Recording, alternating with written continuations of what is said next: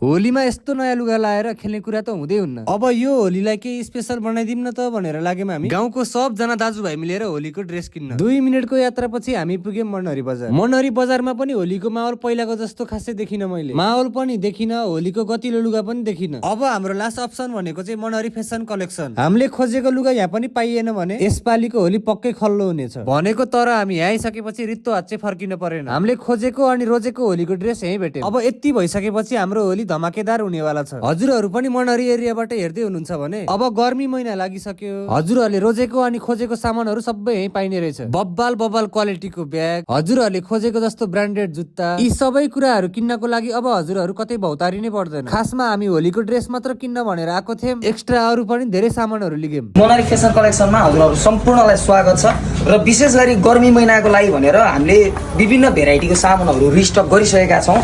आइदिनु होला, भिजिट गरिदिनु होला। हस्त धन्यवाद।